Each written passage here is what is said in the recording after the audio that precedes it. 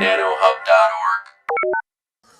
My job today is to tell you something about the electrostatic force microscope and give you a sense of how you can use an AFM to also get information about the electrostatic properties of a sample.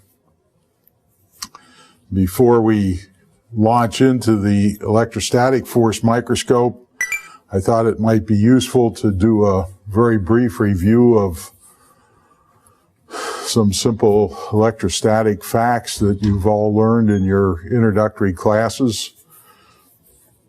When you took your introductory physics class, you presumably learned about this. I'm just going to review it because it's kind of useful to think about how these charges and fields set up. It gives you some better understanding of the electrostatic force microscope.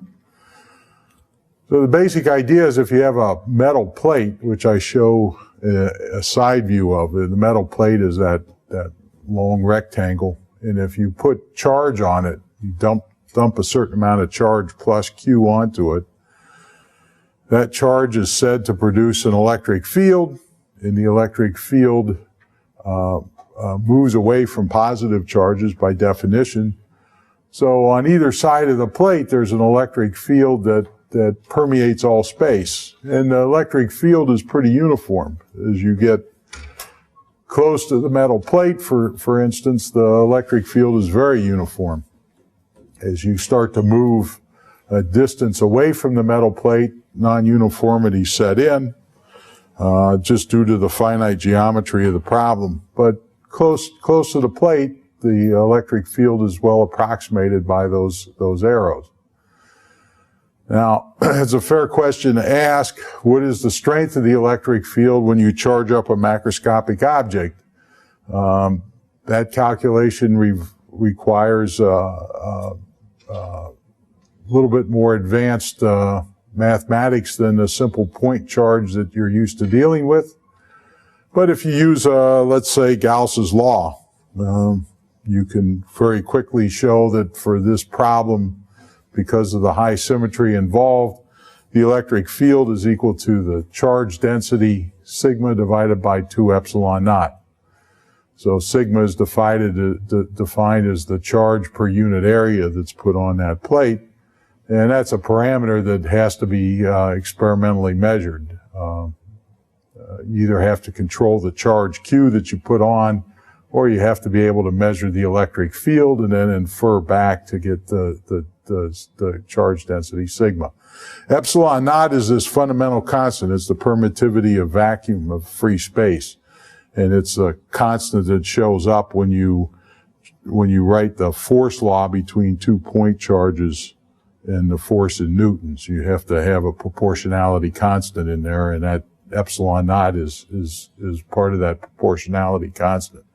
So that's the situation for a positively charged plate. Not surprisingly, if you charge the plate negative, you get a similar result, except now the electric fields are all reversed because now electric fields terminate on negative charges. That's the fundamental definition of electric field direction.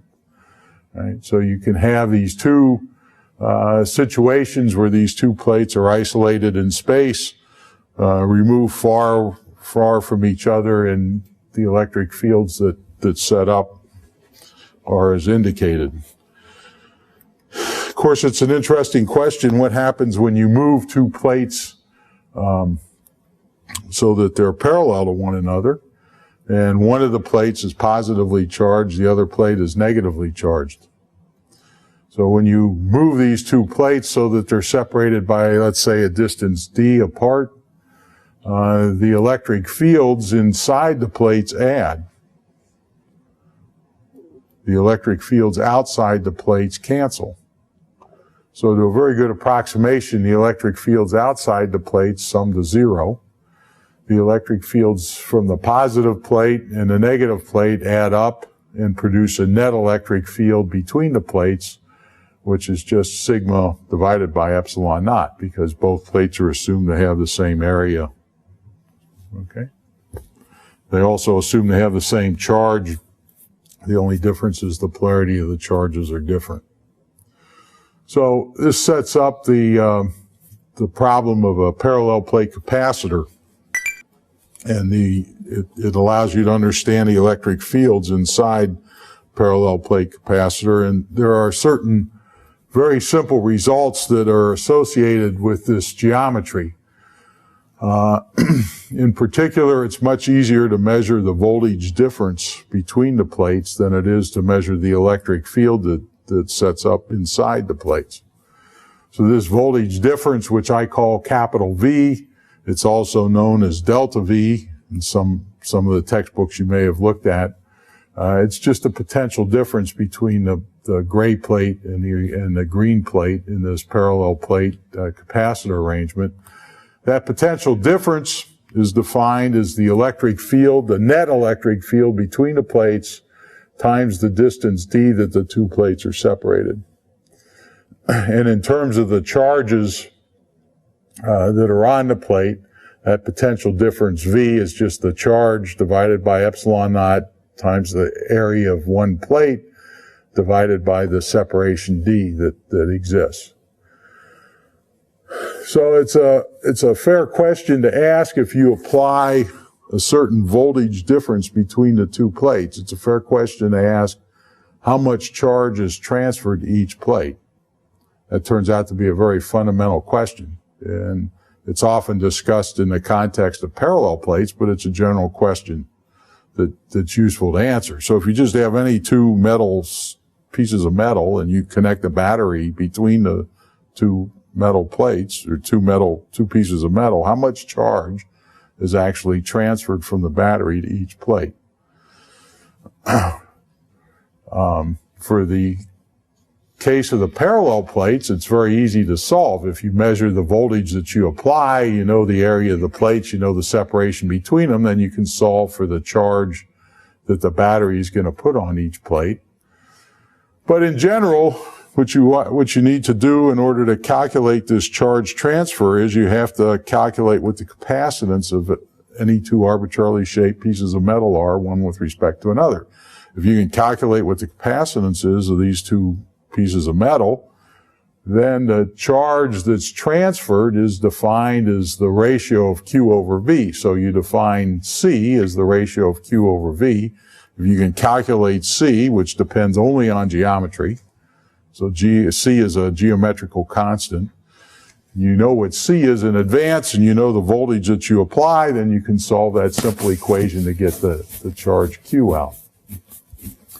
And that's a useful number to know, because if the capacitance of two pieces of metal are very high and you apply a voltage to those two pieces of metal, you can transfer a huge amount of charge. So it's useful to know how much charge you're always moving around. So just by simple arithmetic, right, the capacitance for the parallel plates, standard result, epsilon naught A over D. So you tell me the area of the plates, you tell me the separation, I can tell you the capacitance. And that capacitance is defined as the ratio of Q on each plate divided by the voltage applied between the two plates. So in general, the third line on this slide tells you what the capacitance is if you allow the distance between the plates to vary. So if you, say, separate the plates by a distance Z, this is the formula that would then allow you to calculate what the capacitance is.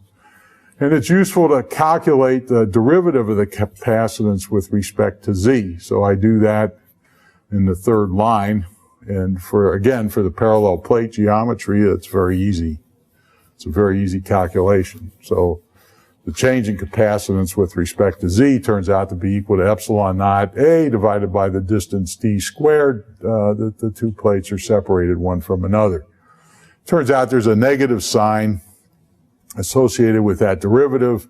That negative sign is not terribly important in the discussion that follows. It's just going to tell us directions of forces, as we'll see. So since this whole discussion is focused on atomic force microscopy, it's useful to be able to calculate the force that the two plates exert on each other. And that calculation of the force, at least the magnitude of the force, that can be done by, in a very simple way, by, for instance, calculating the total charge on the right plate, which is the green plate in this schematic diagram. If you multiply the total charge on the right plate by the electric field that's generated by the left plate, that tells you the force that the green plate experiences with respect to the gray plate. So the total charge on the right plate is Q. I take the absolute value because I'm not interested so much in directions. The electric field generated by the left plate is just 1/2 of the electric field that's present inside the capacitors. Recall the electric field inside the capacitor has two contributions. One is from the positively charged plate, the other is from the negatively charged plate.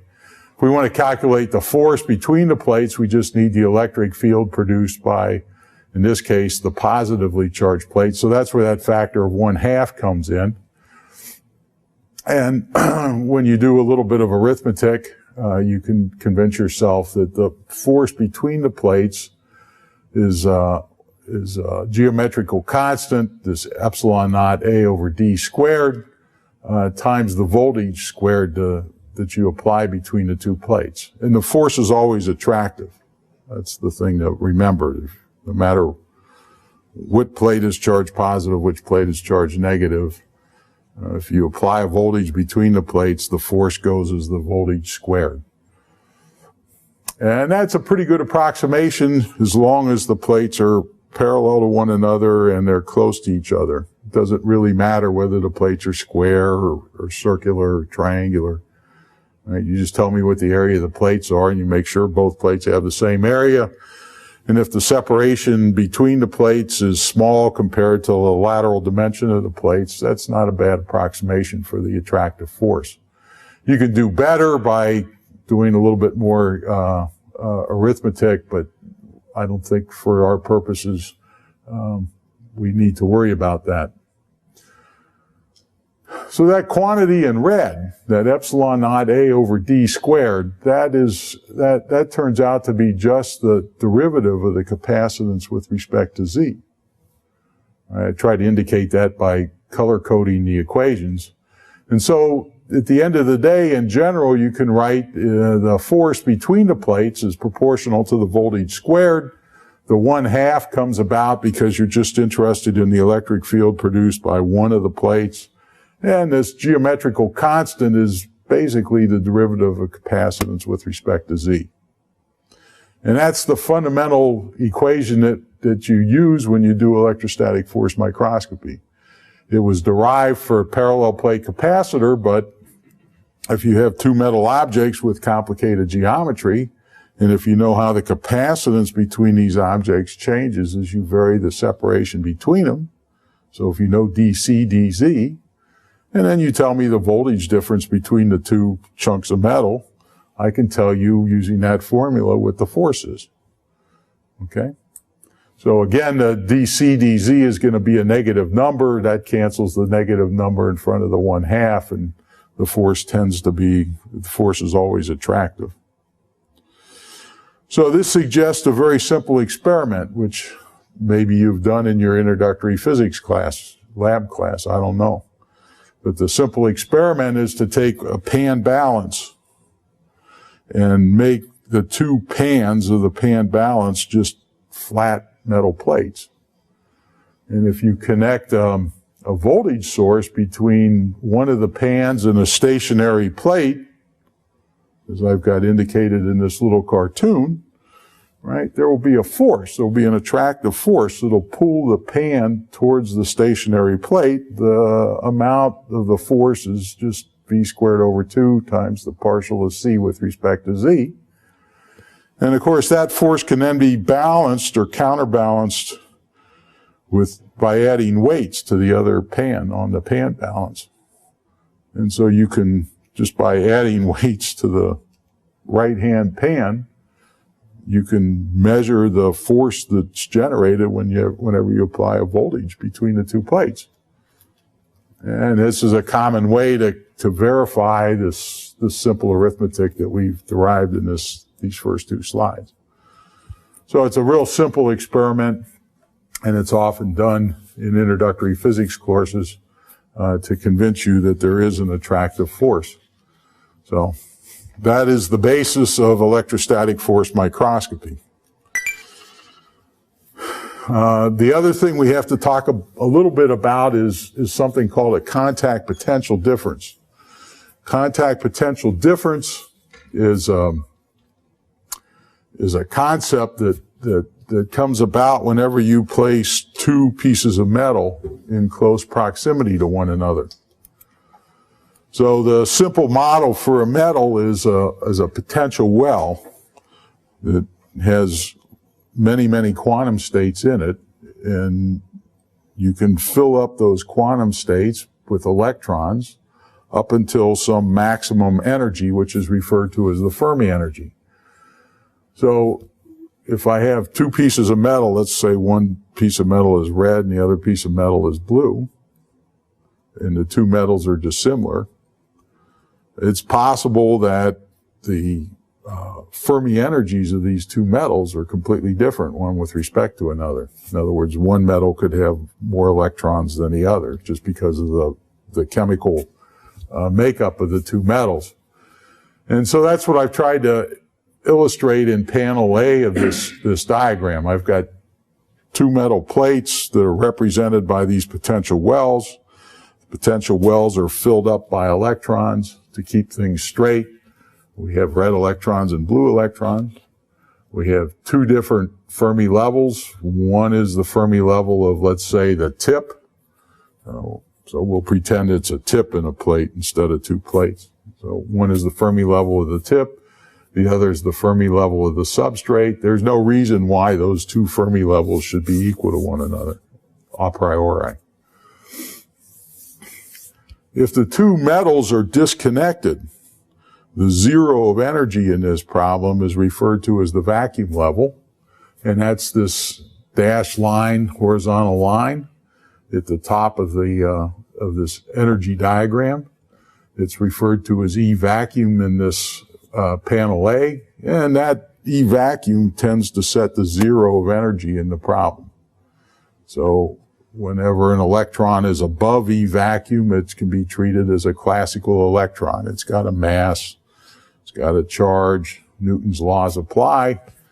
If the electron is below E vacuum, then it's a quantum particle. You have to solve Schrödinger's equation. You have a wave function. You can get quantum tunneling, for instance, through potential barriers. So that E vacuum is like a demarcation line between a classical and a quantum electron.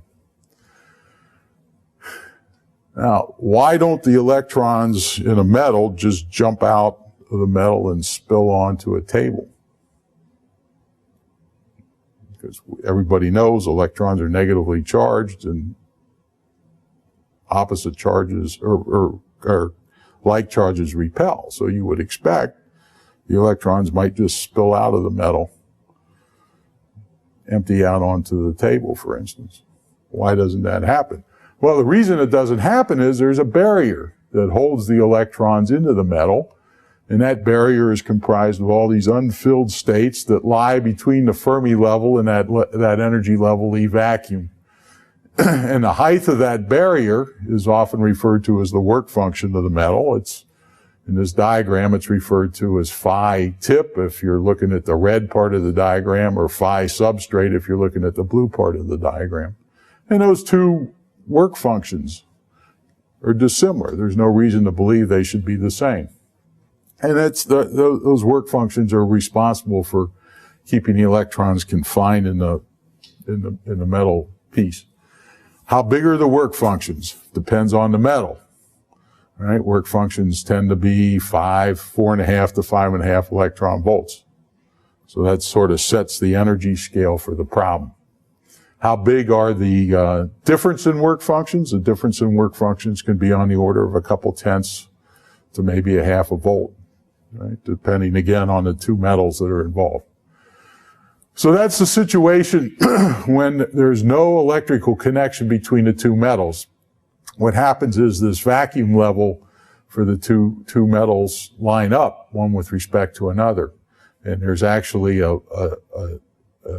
a discontinuity in the Fermi levels because the two metal pieces are physically, or they're not electrically connected. Situation changes if you make an electrical connection, if you just wire up the two metal plates, or the tip and the substrate. When you wire them up, now it's possible that this contact potential difference, which is defined as the difference in work function between the tip and the substrate. So now I define capital delta, capital phi, that's known as the contact potential difference. That difference in Fermi levels can drive electrons from one metal to the other. And so for the geometry that I've got drawn, electrons would go from the substrate to the tip, and these electrons would flow until the Fermi levels balance, until they're actually equilibrated, one with respect to another. When the two Fermi levels are equal to one another, no current can flow. That current flows instantaneously as soon as you connect the two metals together, right? And I represent it as a transfer of charge dq, so a number of electrons move from one metal to the other. So, how do you measure what this contact potential difference is, this delta phi? Well, one way to do it is to measure how much charge flows between the plates when they're electrically connected. And I indicate that in panel C, right? If you measure the amount of charge that flows and you know what the capacitance is, then the contact potential difference is just the integral of the charge multiplied by 1 over the capacitance. And that gives you physically a measure of this contact potential difference, this voltage difference that's present just because the Fermi levels are misaligned. So that's a very, very nice way to actually measure contact potential differences, because if you just look at the metals, you can't tell what the contact potential difference is, right? You can't go to Walmart and buy a meter that can measure that contact potential difference. It's an elusive concept. So one way to get at it is by measuring the charge and integrating it, dividing it, multiplying it by 1 over the capacitance. Okay? When that charge flows from the blue metal to the red metal, an electric field eventually sets up. That electric field is represented by the solid arrows E, and the electric field sets up just because now there's an imbalance of charge between the two metals. Okay? That electric field, the presence of that electric field also implies that there is now a barrier that connects the red metal to the blue metal. So I try to sketch the shape qualitatively. I sketch the shape of that barrier. It looks like a trapezoid. And if you listen to the first few lectures of this semester when we talked about STM, you'll recognize that trapezoidal barrier looks like the tunnel barrier that electrons have to move through when you do scanning tunneling microscopy.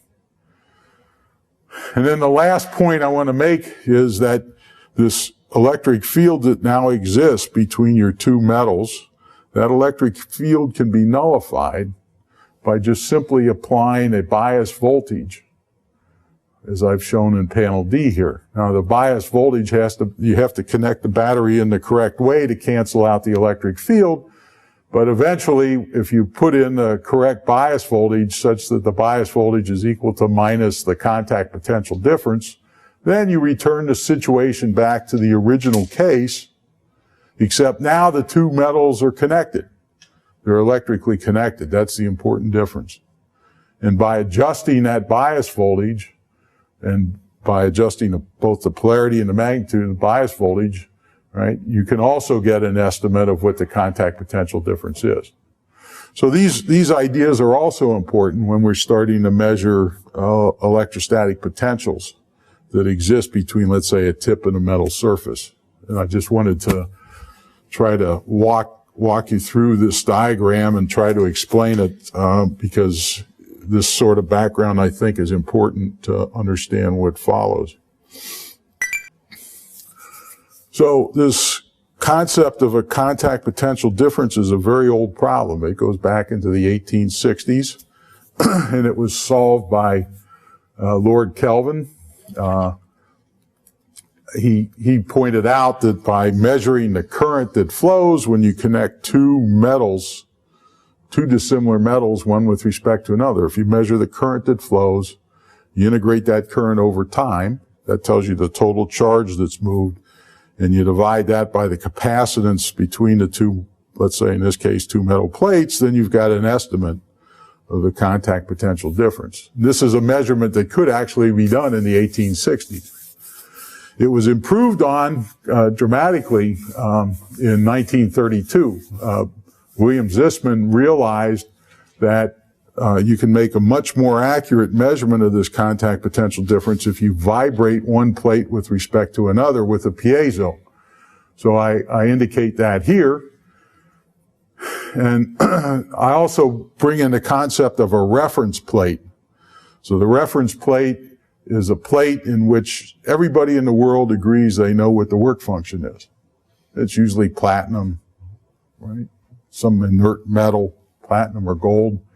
And everybody agrees they know what that work function is, so that when you measure these contact potential differences, you always measure them with respect to the same reference work function, phi. So I call it phi reference. And the way Zisman's technique works is by vibrating the two plates back and forth, you cause a time-dependent current to flow. Right? So maybe that's not obvious. But everything goes back to the definition of capacitance. And so by moving the plates back and forth, what you do is you're basically taking the time derivative of this equation. So you take dq dt,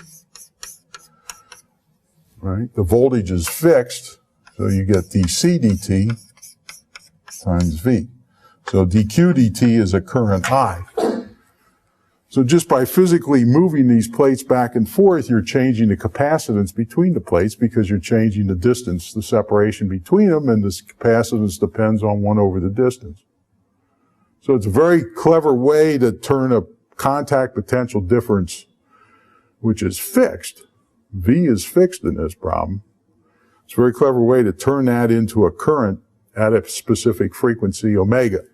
So if you drive the vibrator at the frequency omega, then you have to measure the current that flows at that same frequency omega. And by measuring that current that flows, it's going to be proportional to the contact potential difference between your reference plate and your substrate, your unknown plate. And what you do with this bias voltage is you adjust the electric field between these two plates due to this contact potential difference. You adjust that electric field to be 0. And when the electric field between the plates is 0, then the current at the frequency omega goes to 0. And you've got a very sensitive null circuit to measure contact potential differences. So this is the so-called Kelvin probe that you can buy commercially. It has many advantages. It's very sensitive because it's a null technique. You're literally adjusting V bias until the current that flows at the frequency omega goes to 0. The frequency at omega is controlled by the frequency of your vibration. Because it's a null technique, it's extremely sensitive. You can probably measure contact potential differences down to 1 to 5 millivolts accuracy with this technique. It's non-contact and it's non-destructive. That's another advantage. So all it requires you is to suspend a plate next to your reference plate, and you're vibrating the reference plate. So it's a very simple way to measure contact potential differences. From contact potential differences, you can infer work function differences of different metals. So this is the so-called Kelvin probe technique for measuring contact potential differences. And this forms the basis of this electrostatic force microscope. Good question. So it can also then therefore be used on insulators also that have trapped charges on them. Because ultimately the effect is similar. There's some electrostatics relationship with the trapped charge, and the nulling idea can still be used. Yeah, the only trouble is when you apply a voltage to an insulator, I don't know really what happens. Well, there's got to be an insulator above. So let's say there's a conductor, and then your sample is an insulator, and then the cantilever is a conductor. In that case, you might actually have trapped charges on the insulator, right? And the nulling would take that into account as well. Yeah, I think organic compounds like are insulated. I think if the insulator is very thin and if it's in good electrical contact with the plate, Right. you can make it work. But I think if you take a piece of nylon or Teflon and it's got a finite thickness to it, I'm not so sure. Yeah, a spin coating, for example. Yeah, I think if you have thin layers of insulators, possibly this would work. But I've never thought about that. Usually you have to be able to put a voltage and know that the voltage that you apply shifts the Fermi levels. Right? If you've got an insulator, that doesn't work so well anymore. It's just that ultimately, the Fermi levels will change with the voltage of the metal, but then you have metal, and then you might have a polymer, you have air, and then you have metal. The trapped charges are also going to modify the ultimate capacitance. So they might sort of. Well, a lot of things will modify the capacitance Yes. if you put an insulator in there, right? There'll be another dielectric constant, Exactly, right? and So there's some places where they might be charged, some places where they might not be charged. yeah, the charge is not uniform anymore. So I'm sure people have done it, right? I don't know whether it's a valid measurement or not. I would not try it because it's kind of beyond my limit to understand how voltages applied to insulators would affect Fermi levels when any other issues. Just that it shouldn't be called Kelvin force microscopy. It should be called Zisman force microscopy. Oh, Kelvin was a lord, and Zisman was a doctor, so I think the lord trumps the doctor in this case. Everything goes back to Kelvin ultimately, right? He did so much. And I should also mention that Zisman that's the way I read the literature, right? There's people that, scientists that maybe know more about this than I do that could point to a scientist before Zisman, but when I look at things, that's who it seemed to me introduced this vibrating plate idea.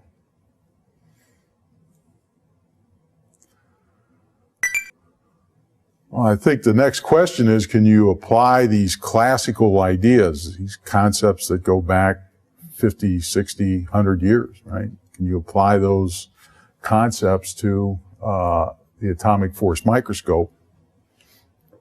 And I think the answer is yes. The first paper that I'm aware of that pointed out the capability of an atomic force microscope tip to measure electrostatic potential differences between a tip and a substrate. That paper was published in 1991. I cite the paper for your reference. But basically, if you're going to do this type of measurement, you need an ability to measure forces with high sensitivity. In our case, that capability is just a cantilever. It's a force transducer, so we don't need this complicated pan balance anymore. And what we have to do is we have to be able to connect a bias voltage between a cantilever and the substrate. We have to be able to adjust that bias voltage to null out the electrostatic force between the tip and the substrate. So that's the basic idea. How it works is a little bit more complicated than that. There are a number of ways to implement this. The way I like to think about it is sketched out in the next few slides. So the basic idea is we have a substrate, which is indicated by this blue plate. And you can think of that blue plate as having an inhomogeneous voltage distributed across it. It's due to inhomogeneities, let's say, in the work function of the plate. So we represent that inhomogeneity as a voltage V sub S. S is for the substrate. It can depend on position. So at every point X, Y on the substrate, there could be a different electrostatic potential that's present. That electrostatic potential variation could be due to adsorbates. It could be due to inhomogeneities, right? It's up. And what we want to do is we want to measure V sub S as a function of X and Y. Well, the way we do that is we take a AFM tip and we have to make it conducting. So we have to coat it with gold or platinum, whatever metal you choose to use. The reason you have to make it conducting is because you're going to apply a voltage to that tip. You want that voltage to be uniform over the entire region of the cantilever and tip. The way to do that is to make the tip conducting. The voltage that we're going to apply to the tip is going to have two components. One is going to be a DC voltage, which is referred to as V tip. And then there's going to be a small AC voltage, which is referred to as V naught sine of omega 1t. So those two voltages are simultaneously applied to the tip. At the same time that those voltages are applied, we also cause the tip to vibrate by applying a signal to the dither piezo. The signal to the dither piezo is going to have a different frequency, omega sub r, from the voltage that we apply, the electrostatic voltage that we apply to the tip. So omega 1 and omega r are different. And what we find is that the force on the cantilever is now going to depend on the contact potential difference between the tip and the substrate when the tip is positioned at some point over the substrate. And that contact potential difference is just represented as delta V. It's just the voltage on the substrate at some point XY minus the voltage on the DC voltage on the tip plus this AC voltage V naught sine of omega 1t. So that's the contact potential difference. So that contact potential difference will generate a force by the arguments that we already went through in the first part of the talk. How big of a force? Well, it's going to depend on how the capacitance of the tip varies with Z. It's a number that we don't really know very accurately, but in principle, as you change the position of the tip, the capacitance will change. The voltage will be, or the force will be proportional to the voltage squared, the contact potential difference squared between the two materials, the substrate and the tip. So now delta V contains this complicated term in the yellow box, and so I have to square that, and I go through the arithmetic, some of it at least. When you square the term in the yellow box, you'll end up with three separate terms. The three terms are distinguished by their time variation. The first term turns out to be a DC term. That's a constant, and that will tell you what the constant offset of the tip of the cantilever is with respect to the substrate. So that's just the DC force between the two objects. And that depends on the voltage applied, the DC voltage applied to the tip, and the voltage, the local voltage, the local potential difference, the local potential of the substrate. So that's the first term. The second term involves a sine squared of omega 1, and that will produce, by simple trigonometry, a 2 omega 1 term, which we're not terribly interested in. The one we're most interested in is this third term, because when you just work out the arithmetic, you'll find that the third term has a frequency dependence given by omega 1, where omega 1 is the frequency that you apply to the tip intentionally, so you adjust that. And the amplitude of that sine of omega 1 term is just the difference between the electrostatic potential on the substrate and the DC voltage that you apply to the tip. So if you set up a circuit, if you cook up an experiment to just measure the force on the tip at the frequency omega 1, you'll end up with a force that's represented by the last line in this slide. So this is the electrostatic force at frequency omega 1. It involves the change in capacitance with respect to Z, a number that we don't know terribly well. But most importantly, it depends on the difference in the electrostatic potential at a point x, y, minus the DC voltage that we apply to the tip. And so you can see that you can make that electrostatic force at frequency omega 1 go to 0 by just adjusting the DC voltage on the tip, all the while measuring the amplitude of the cantilever as it oscillates at that frequency omega 1. Okay, so there's an electrostatic force that's applied. The electrostatic force has a specific frequency signature, and you can null out that electrostatic force just by adjusting the DC voltage. So that's really useful. Now, all the while you're doing that, all the while you're adjusting the third term in this force equation equal to 0, these other forces are still acting. They're always there, but you're not interested so much in those. You're interested in just trying to infer what V sub S is as a function of X and Y. And the way you do that is by just focusing on the third term in that force equation. So this is an example. This is one of the examples of dual probe capabilities of the atomic force microscope. This dual probe capability was very interesting in the 1990s, because everyone started to realize that not only could you get topography out of an AFM image, but you could get topography plus. Right, so you could use the probe in a dual way. In this case, you're getting potential differences across the substrate mapped out. In addition to getting the topography of the substrate, you get both at the same time. So that's the dual probe nature. This indicates how you make it work. It requires now two separate lock-ins. One lock-in indicated by the red arrows, the red lines, the red boxes. That's the standard electronics that you would need to map out topography.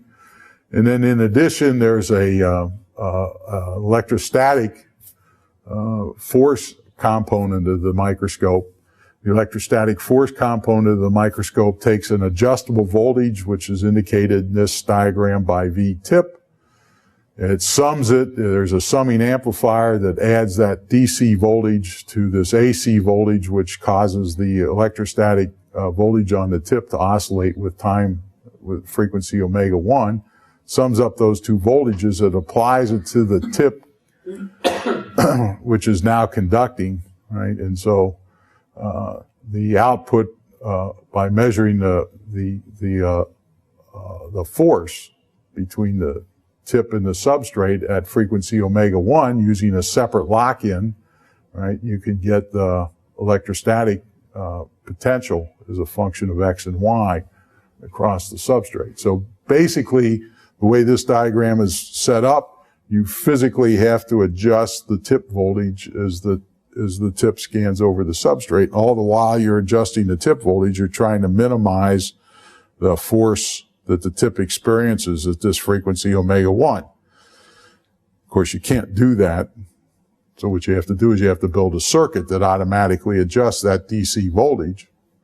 And in that way, you map out the V sub S as a function of position. There are a number of different operational modes that this microscope can take on. There's the straight electrostatic force imaging mode.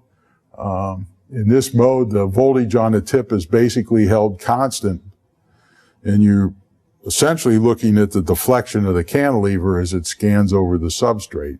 So this was a early implementation of electrostatic force microscopy. It's most useful if you use it to detect phase shifts in the electrostatic force with respect to the AC voltage that you apply to the tip. I won't talk very much about that. There's this KFM imaging mode. I'll show you some examples of that. And then perhaps the simplest mode to understand is just the straightforward electrostatic force curve. This is where you adjust the voltage on the tip, the DC voltage on the tip, and you measure the output of the lock-in detector, and you basically try to null the output of the lock-in detector. When you null the output of the lock-in detector, then the voltage, the DC voltage that you apply to the cantilever and the tip, that DC voltage is then equal to the surface electrostatic potential at that point.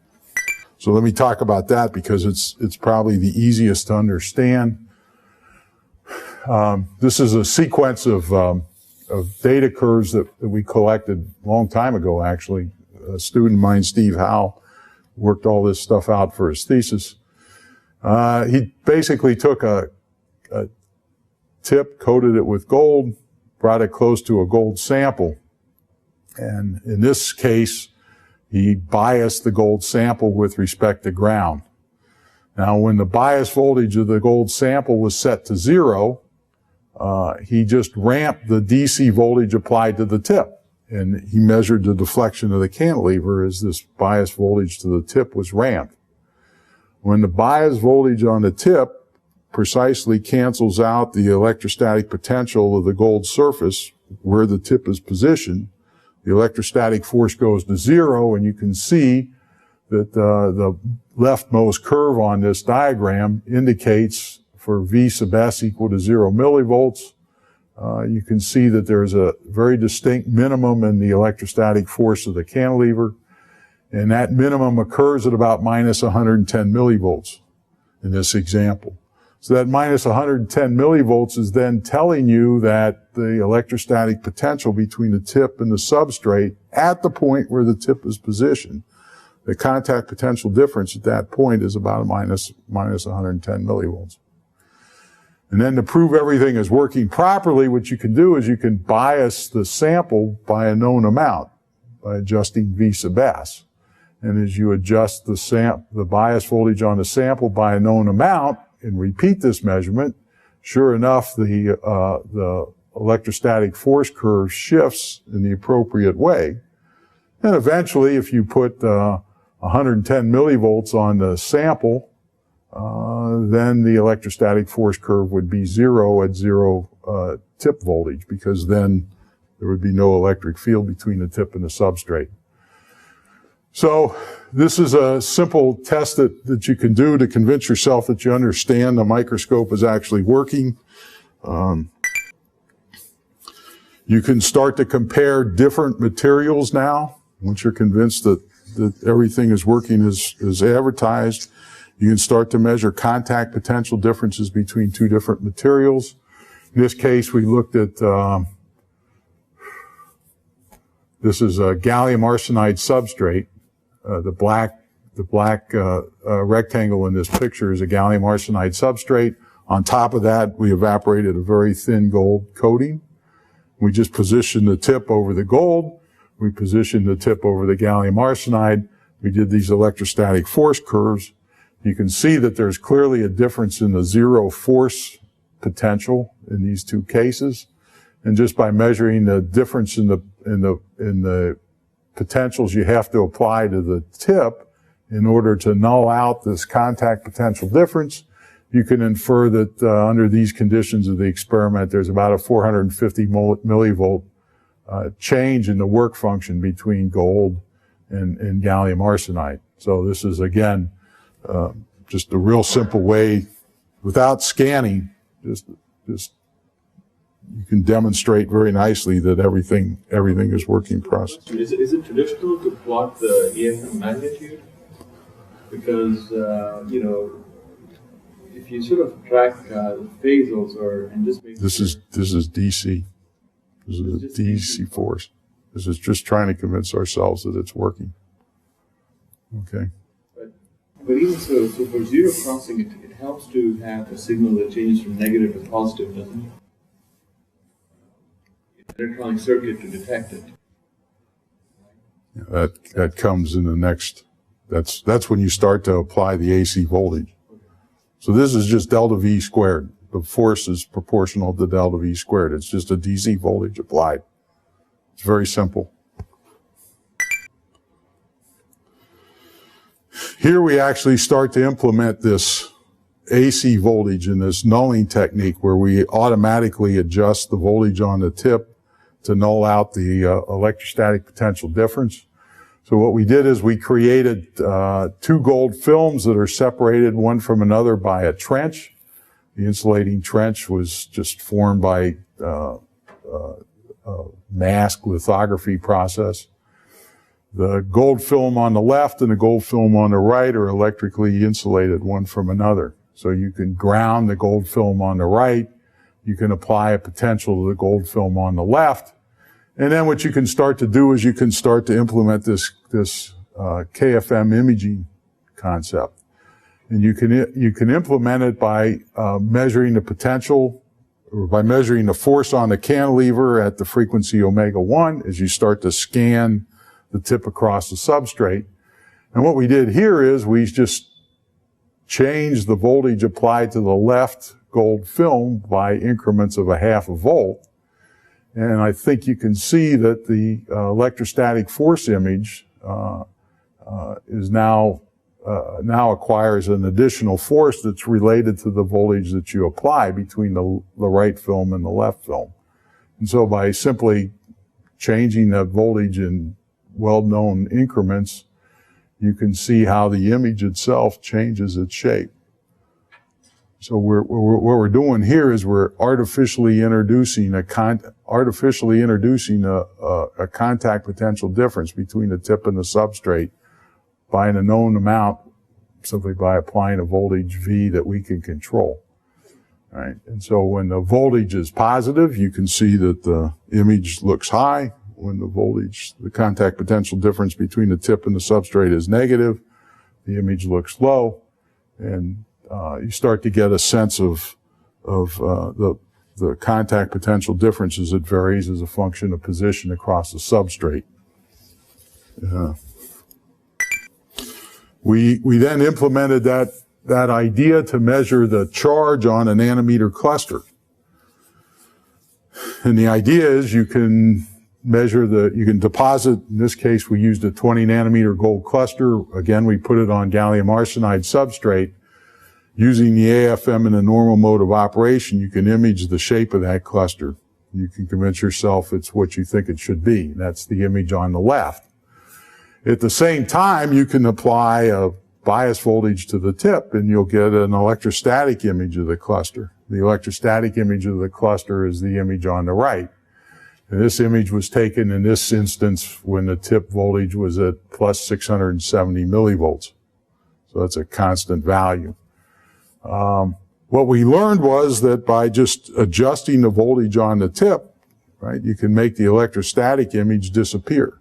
So when the voltage on the tip equals the electrostatic voltage on the cluster, there's no electric field. The first approximation, there's no electric field between the tip and the cluster. There's no electrostatic field between those two. There's going to be no electrostatic force. So the electrostatic force image should then show a null result. There should be absolutely no contrast in the electrostatic force image. And what we learned is that when we put minus 230 millivolts on the tip, then the signature of the electrostatic signature of the cluster completely disappears. That's the bottom image on the bottom right of this slide. So that tells us then that the cluster is actually charged up negative, and it's charged to about a 230 millivolt potential. And so knowing the shape of the cluster, if you pretend the cluster is spherical, you make some very simple back of the envelope calculations, you can ask the question, how many charges have to be removed from the cluster to produce a 230 millivolt sphere that's 20 nanometers in diameter? And the answer is about 7 electrons. So we were able to infer that that particular cluster was charged. It was charged because somewhere in the process of deposition and formation, about 7 charges had been removed from it. So it gives you a sense of what you can do with the technique. It also, I hope, convinces you that if your object is small enough, you can actually start to estimate the total number of electrons that have been either added or removed to a small object just by measuring the electrostatic potential that that object acquires. Ross, so these AFM images are amplitude at omega 1. Yes, these are. So nowadays you would probably measure the phase when you make this measurement. This was before we realized phase was a useful technique. So this is a straight adjustment of the DC voltage on the tip to make the electrostatic image disappear. Yes? If you applied the bias to the tip, though, how come the surrounding gallium arsenide didn't change, or did it? Well, the gallium arsenide is grounded, so there could be an overall shift, right? But we don't see that. Right? That would be a DC offset between one image and the other. We just don't even look at that. I mean, we've proved we've understood that. In principle, I think we've proved we've understood that with this type of an experiment, where you can see that the total, see when you apply 1 volt to the left side of the gold film, the image rises up by a uniform. This is what you were saying. This is the first term, where the next picture is looking at the third term. Yeah, but the point is you're not sensitive to that totals. I suppose you could be, but we weren't sensitive to that total offset. We were more interested in the relative offset between the gallium arsenide and the cluster. And I think in this case the cluster was surrounded by molecules, so I think it was actually supported off the substrate by a molecular layer, provided some insulation between the two.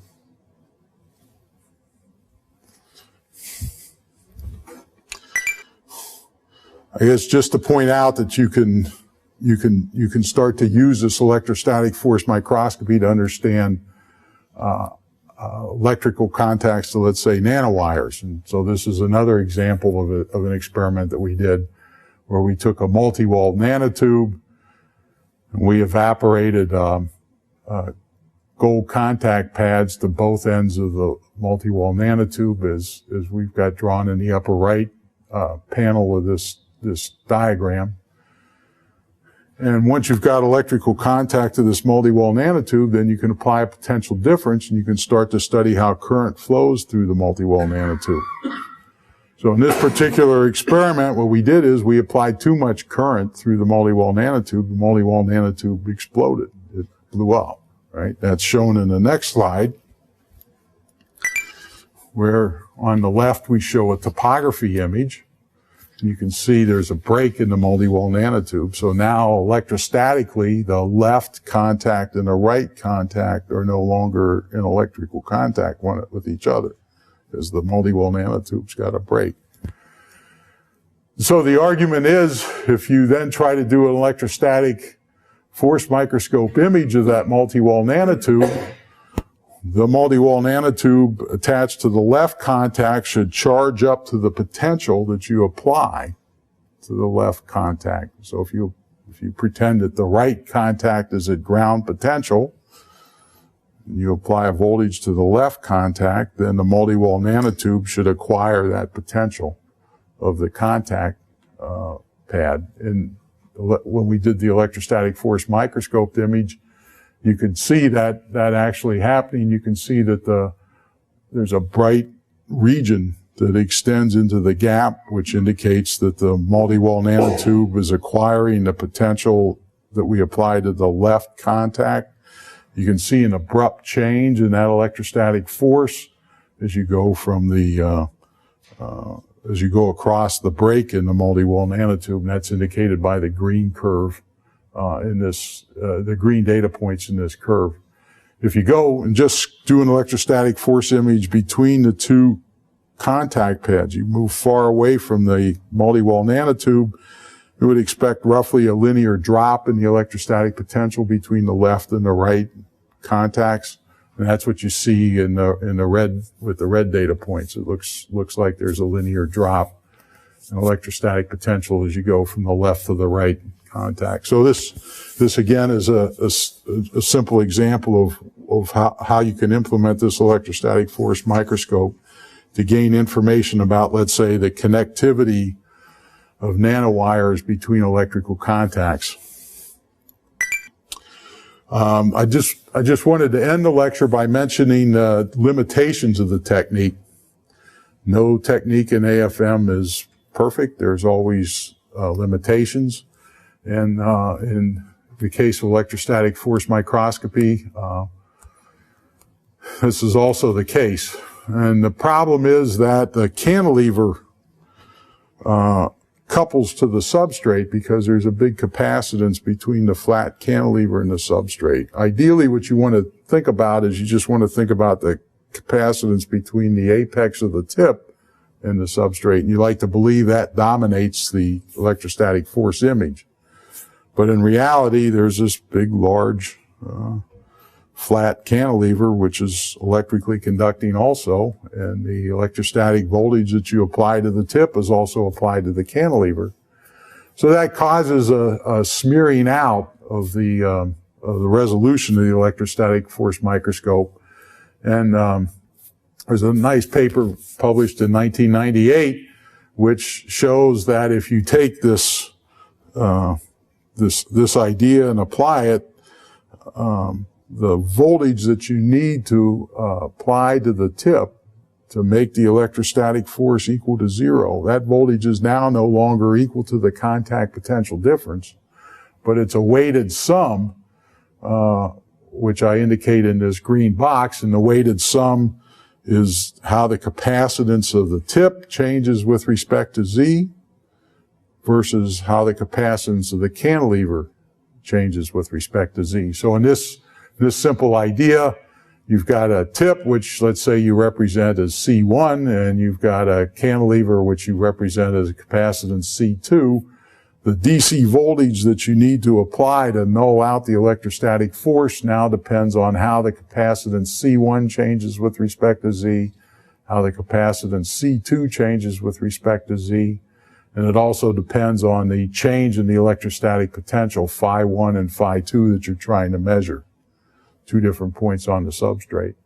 So this causes a complication, and I try to investigate that logic in a reasonably systematic way in this sequence of diagrams. In this case, I just modeled different regions of the tip as different capacitors. So say the tip can be broken up into 3 different capacitors, C1, C2, and C3. Each capacitance is dominated by a different tip substrate separation. And now I'm trying to image a substrate which has let's say a central region. There's 5 segments on the substrate. The central region, the central portion of the substrate is 1 volt positive with respect to the other 4. And if I just apply this algorithm and ask the question, what is the DC voltage that I have to apply to the tip to make the electrostatic force go to 0, I then have to calculate all these derivatives of capacitance with respect to Z. I make some real simple assumptions just to get an estimate of how the capacitance with respect to Z might change.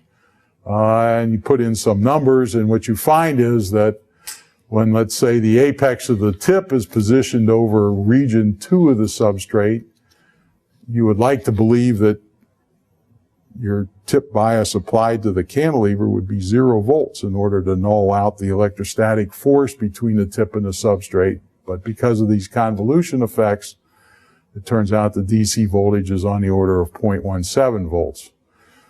So if you want to map out in detail, let's say, the red curve here, which would show how the electrostatic voltage across the substrates varies with position, at 0.2, instead of getting 0 volts, you would end up with a number that's close to 0.17 volts.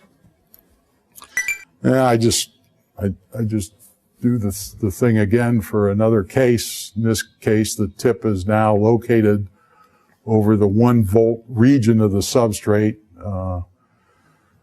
Again, you model the capacitance between the various regions of the tip and the substrate. You model that as parallel plates because it's easy to take a derivative You can find DC, DZ if you pretend those are parallel plate capacitors.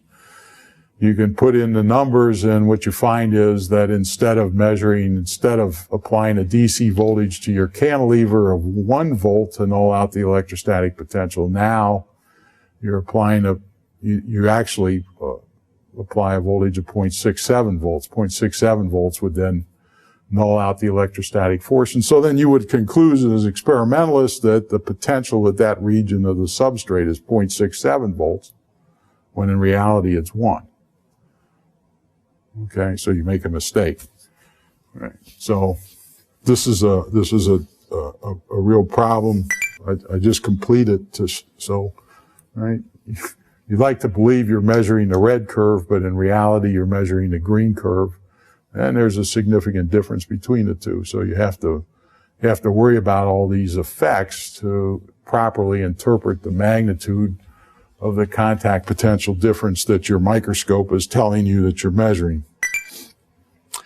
One of my students, Brian Walsh, generalized this to a more realistic model. This is a toy model that gives you the right idea of what's going on. He generalized it to a pyramidal shaped tip.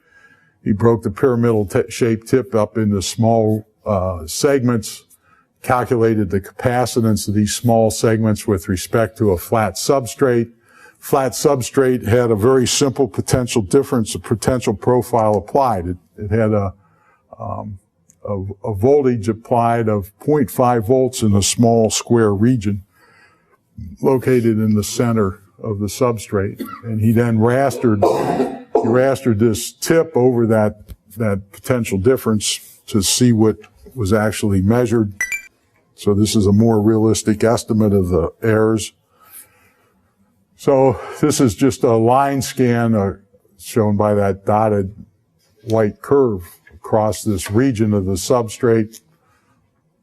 And the bottom right-hand panel of this transparency shows the calculated electrostatic potentials that he measured, taking into account this convolution effect. And he compares it to the actual profile, which is indicated by the solid line. The actual profile is 500 millivolts high. And the experimental value depends on the half angle of the tip. It depends on how sharp the tip is. As the half angle of the tip opens up, you can see that the measurements get worse and actually resolving the true contact potential difference. So, depending on that half angle, you can infer from this that you can make errors in contact potential difference by factors of 2 or 3. Okay. We tried to improve the situation. One logical thing to do is to move the tip, the bulk nature of the tip, to move that from the substrate. We thought we could do that by, let's say, attaching a nanowire to the tip. So we simulated the case where we had a long rod. Well, the rod wasn't that long. It was a micron or 3 microns long. We attached that rod to the tip, and sure enough, the simulations showed that when the rod was attached to the tip, now you're basically pushing the cantilever further away from the substrate, so you're decreasing the effect of the electrostatic force on the cantilever with respect to the substrate. You're more and more emphasizing the electrostatic force between the tip and the substrate. And sure enough, if the nanowire we attached to the tip was 1 or 3 microns long, the agreement between what you would expect and what we calculated improved. Right? So now we're only making maybe a 20-30% error rather than factors of 2. And then we actually tried to implement this. We actually put a carbon nanotube on the tip, and we measured the profile. And I think it's clear that the red curve, which was with the nanotube tip, that is much sharper. It's not as rounded is the case when we measured the same electrostatic profile with a standard tip, which is indicated by green. So it does look like these sharper tips give better results. And I'd like to also point out that nowadays you can buy these sharp tips. They're commercially available. So this is a picture I got from the website of Naga Needles. Naga Needles is a company in Louisville. They can grow these very sharp tips on the end of cantilevers. And based on what we learned about this electrostatic force microscope a long time ago when we were developing it here at Purdue, right, these nanoneedles now would give much better estimates of local electrostatic potential differences than just the bare tip. So I think the moral of the story is if you're into this electrostatic force microscopy, it's probably worthwhile for you to invest in some of these sharper tips. I think your measurements will be better and more accurate. So just to summarize, this electrostatic force microscope is just one of many examples of this dual probe nature of an atomic force microscope. With the electrostatic force microscope, you can get topography out. So for instance, if you have two objects on a substrate, it's possible to measure the topography of those objects in the traditional way, so you can get height versus position. But by biasing the cantilever, with respect to the substrate, you can also get more information. You can start to measure the electrostatic force. And if the electrostatic force is positive or negative, it indicates that the objects on the substrate are charged positive or negative with respect to the voltage that you apply to the tip. So this is kind of a summary slide, something that maybe you'll remember 6 months from now. As you work your way through your research projects, you may need this capability. I think you can probably get about 50 nanometer resolution with changes in the electrostatic potential across a substrate. So if you have pieces of nanowire or nanotransistors or whatever your project involves, I think if the dimensions of those objects are greater than 50 nanometers or so, you can probably measure with some precision the variation in electrostatic potential across those devices. Non-contact, right? You don't have to hook up electrical leads here. You can just measure things straight away. So I think my time is up, and be happy to answer any questions that I'm sure you might have. Yeah. When you say like an EFM image, is that something that you measure exactly with AFM, or is that like a post-image processing type of deal? No, the EFM image, well, of course, so the question is, does the EFM image come out at the same time as you measure your topography? I think that's the question. And the answer is it depends on your controller and it depends on your software. But I think nowadays, most controllers have software built in so that in one window you get topography, another window you could get phase, the third window you could get the electrostatic force as a function of position. So you get an image that just appears before your eyes as you scan. Right.